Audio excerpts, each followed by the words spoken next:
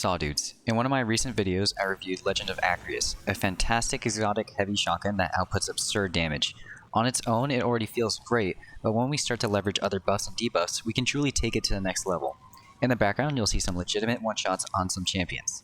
No backup plans is an integral part of the build today, and as you all know, provides easy overshields and shotgun buffs.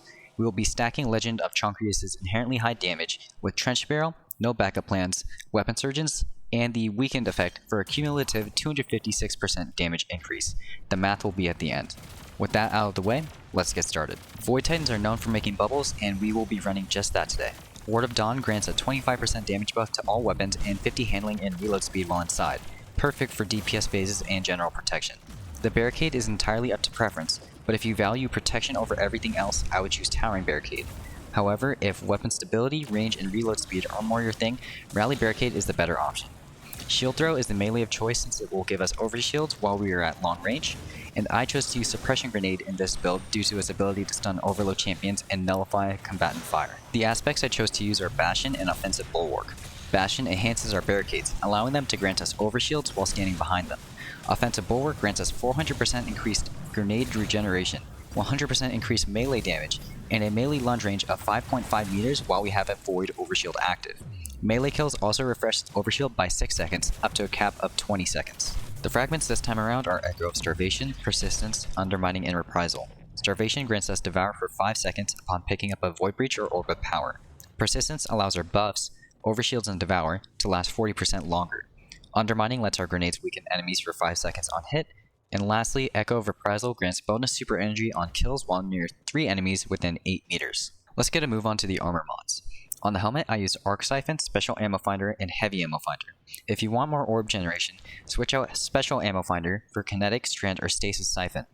With no backup plans, I slotted Focusing Strike, Bolstering Detonation, and Font of Focus. Font of Focus can be substituted for Firepower. On the chestplate, I ran Melee Damage Resistance and Arc Reserves. Arc Reserves can be substituted for Harmonic Resistance and another Elemental Resistance. For the boots, I ran Arc Weapon Surge, Innervation, and Arc Scavenger. Finally on the mark was Bomber, Time Dilation, and Reaper.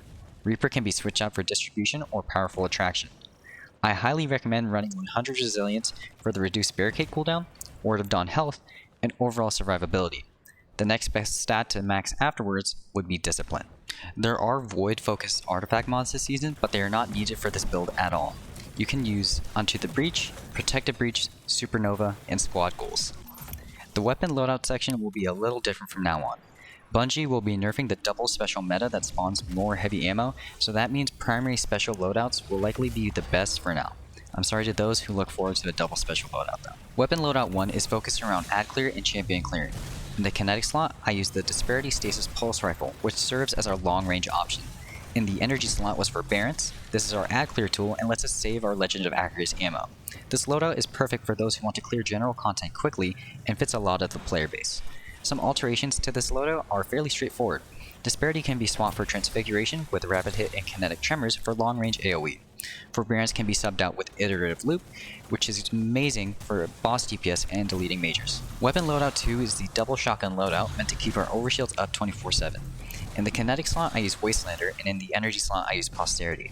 Wastelander can roll with Lead from Gold and Trench Barrel for amazing ammo conservation and damage, and plays like a mini Acrius. Posterity can jolt enemies for better ad clear or boss damage, and its origin trait is great for giving us more ability energy throughout long encounters.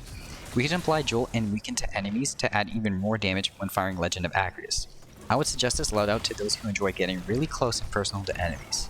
The gameplay loop of this build is fairly straightforward, but I'll be happy to provide a brief outline. You can begin fights by dropping barricades for the Overshield, which buffs Legend of Acrius' damage by 35%. After killing some enemies and grabbing orbs, you'll proc Devour and Arc Weapon Surge.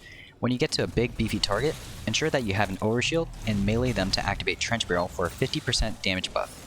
Throw a grenade at it, fire off 3 shots on Acrius while reload cancelling, then repeat until the target is no more.